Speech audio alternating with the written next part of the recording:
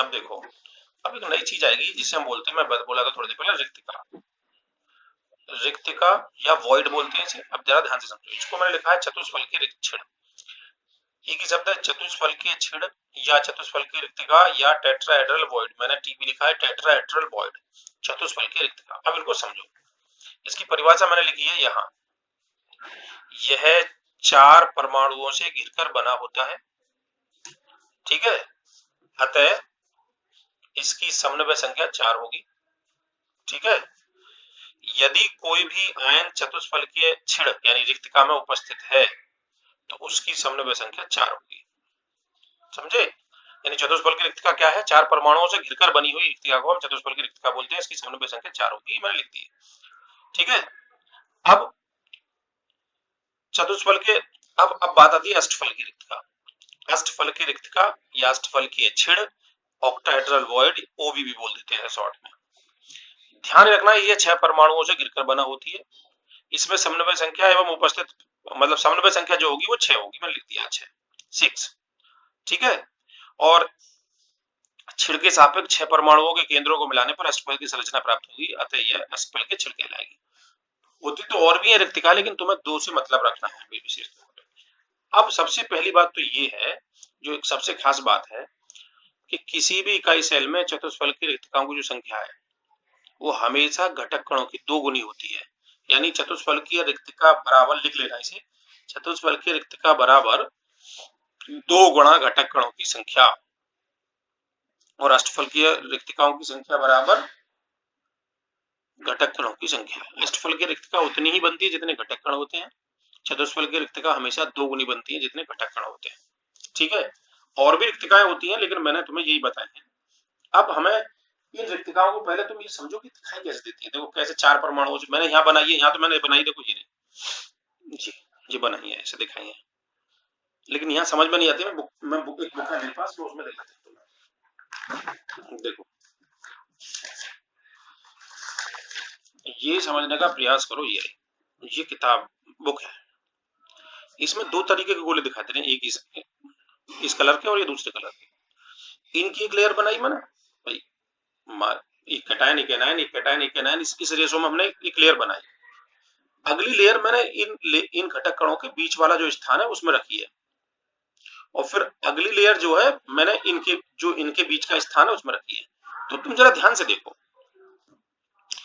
ये जो लेयर है इनके बीच में ये जो खाली स्थान दिखाई दे रहा है, ए या बी बी बी, ये खाली स्थान है, और इसी को कहते हैं रिक्तिका। जब ये घटक कण तीनों आपस में मिलते हैं तो ये स्थान खाली रह जाता है, इसी को बोलते हैं रिक्तिका। तो अगर तुम यहाँ देखोगे ध्यान से, तो जब ये घटक कण अपने आप भी तुम बना के देख सकते हो, तो ये ऊपर की तरफ का एक ट्रायंगल बनेगा और ये नीचे की तरफ का एक ट्रायंगल बनेगा, फिर ऊपर की तरफ का कोई ट्रायंगल बनेगा, फिर नीचे की तरफ का ट्रायंगल बनेगा, ठीक है। अगर ये दिख रहा हो तो तुम्हें, तो देखो ये रहा, ये दिखाई दे रहा है एक प्रकार का ट्रायंगल, और ये बी दिखाई दे रहा होगा बी प्रकार का ट्रायंगल, ठीक है। अब ये ऐसे ट्रायंगल दिखाई देते हैं। अब हमें मान लो 3D ज्योमेट्री बनानी है, तो अब हम क्या कर रहे हैं, इनके ऊपर एक नई लेयर लगा रहे हैं। देखो, नई लेयर का मतलब है पहले वाला जो ट्रायंगल था, हमने पहले वाले ट्रायंगल के ऊपर, ये डॉटेड लाइन दिखाई दे रही है, जो बी टाइप के ट्रायंगल है उनके ऊपर एक लेयर बनाई डॉटेड लाइन के लिए, ठीक है। और एक डॉटेड लाइन से हमने एक लेयर बना दी नई, लेकिन बनाई किसके ऊपर है, ध्यान रखना, बी टाइप के ऊपर। ध्यान से देखो, जो बी टाइप की रिक्तिका उनके ऊपर बनाई है, ये रही, और इसको हमने ढका, ये रही, इसको हमने ढका, फिर हमने नीचे से ढका, ये रही, ये ढका, ये ढका, ये ढका। तो अब ध्यान से देखो, अब समझने की बात ये है कि जब हम इन डॉटेड वाले 3 एटमों को देखते हैं, 1 2 और एक 3, और इनको देखते हैं, तो ये जो रिक्तिका है एक नई रिक्तिका बन रही है, लेकिन इस रिक्तिका के नीचे एक घटक कण पहले से ही उपस्थित है, तो इसे कहा जाता है चतुष्फल की रिक्तिका, जिसमें नए 3 परमाणु और एक पुराना हो। तो ये 4 के टच करने से बनेगी, इसलिए कहा जाएगा चतुष्फल की रिक्तिका। और अगर तुम इसे देखोगे, कौन सी वाली को, देखो इसे, जो यहां है, इसे देखो, इसके अंदर 3 परमाणु पहले से उपस्थित है, 1 2 और 3, और 3 डॉटेड वाले, तो ये कहलाएगी अष्टफल की रिक्तिका। ये जो है ये अष्टफल की रिक्तिका। ध्यान से देखो, इसमें 3 एटम पहले नीचे से पीछे से ही है, 3 एटम दिखाई दे रहे हैं, एक तो ये रहा, एक ये रहा, और एक ये रहा डार्क कलर का, और उसके ऊपर 3 डॉटेड वाले हैं। तो जो ऐसी रिक्तिकाएं बनती है वो अष्टफल की कहलाती है, और जो जिसमें 3 एटम ऊपर एक नीचे दिखाई दे रहा है, ये कहलाती है चतुष्फल की रिक्तिकाएं। इन रिक्तिकाओं की संख्या हमेशा घटक कणों के 2 गुने के बराबर होती है और अष्टफल के रिक्तिकाओं की संख्या हमेशा घटक कणों के बराबर होती है। अब इसका मतलब क्या है, जैसे मान लो हमारे पास एफसीसी इकाई सेल है और एफसीसी इकाई सेल में घटक कणों की संख्या आती है 4, 4 ही तो आती है, 8 गुणा 1/8 प्लस 6 गुणा 1/2। तो अगर एफसीसी में तुम देखोगे तो इसमें जो है चतुष्फल की रिक्तिकाओं की संख्या होगी 2 गुणा 4, यानी जितने घटक कण उनकी 2 गुनी के बराबर 8 होंगी, और अष्टफल की रिक्तिकाओं की संख्या होगी 4, वो उतनी होती है जितने घटक कण होते हैं। तो ये ध्यान रखना है, ठीक है भाई। अब हमें जो है इन पर जो बेस है, एक चीज और है हमारे पास, जिसे हम बोलते हैं रेडियस रेशो, त्रिज्या अनुपात। अब त्रिज्या अनुपात क्या है, देखो पहले इसे समझो तुम और उस पर सवाल भी आते हैं। त्रिज्या अनुपात एक सीधा सीधा सा फॉर्म, तुम्हें हल नहीं करना है, डायरेक्ट जैसे लिखा हुआ है वही है। देखो पहली बात तो त्रिज्या अनुपात को ये समझ, धनायन तथा ऋणायन में सामान्यतः ऋणायन का आकार बड़ा होता है, ये बात तुम्हें पता होनी चाहिए। ऋणायन पर ऋणावेश बढ़ने से आकार बढ़ेगा क्योंकि नाभ के आवेश घट जाएगा। तो धनायन और ऋणायन में ऋणायन का आकार सामान्यतः बड़ा होता है और धनायन का छोटा होता है। और धनायन क्षणों में उपस्थित होता है। क्षणों का मतलब जब क्रिस्टल बनता है तो जो रिक्तकाएं होती हैं जिन्हें वॉइड बोलते हो तुम, उन वॉइडों में ज्यादातर धनायन फंसता है, कोनों पर या फेस पर आता है ऋणायन, ठीक है। अब एक धनायन व ऋणायन के अनुपात की सहायता से यह यौगिक किस प्रकार का क्रिस्टलीकरण है यह ज्ञात किया जा सकता है। अब उसके लिए हम निकालते हैं त्रिज्या अनुपात। देखो पहली चीज जो है जो मैंने लिख रखी है वो है, यहां लिखा है त्रिज्या अनुपात, रेडियस रेशो, यानी r प्लस बटे r माइनस, धनायन की त्रिज्या बटे ऋणायन की त्रिज्या। फिर लिखा है मैंने cn, cn का मतलब है समन्वय संख्या, कोऑर्डिनेशन नंबर। यहाँ मैंने लिखा है एग्जाम्पल, यहाँ मैंने लिखा है टाइप, और फिर लिखा है मैंने स्मॉल r और कैपिटल R में संबंध। स्मॉल r का मतलब है ये जो छिड़ है, जो रिक्तका बनी है उसकी त्रिज्या है, और r है ये घटक कण की त्रिज्या, जो बड़ा घटक कण है उसकी त्रिज्या। तो छोटा है और उसमें संबंध है। अब देखो पहले, अगर मान लीजिए तुम्हें इसे याद रखना है, कैलकुलेट इसे तुम्हें कहीं से नहीं करना, इसे ध्यान रखना है बस। अगर धनायन और ऋणायन की त्रिज्या का अनुपात इनके बीच में आ जाए, यानी 0 से शुरू हो इसके बीच में आ जाए, तो हमेशा Cn होगी 2।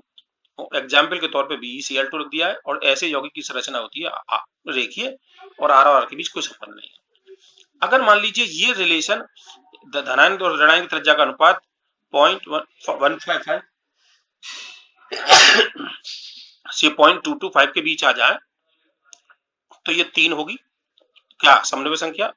B2O3 उदाहरण होगा, त्रिभुजाकार संरचना होगी, और छोटे गोले की त्रिज्या और बड़े गोले की त्रिज्या में ये संबंध होगा, छोटे गोले की त्रिज्या बड़े गोले की त्रिज्या के इतने गुने के बराबर होगी, ठीक है ना। ये R मैंने लिख दिया। अब अगर ये रेशो जो तीसरे वाला है ये यहां से शुरू होगा, यहां से मतलब 0.225 से लेकर 0.414 तक, तो Cn 4 होगी, ZnS एग्जाम्पल है, चतुष्फल की संरचना होगी, और जो R है वो जो पहली वाली संख्या होती है ना उसके बराबर होती है, यानी R बराबर होगी 0.225।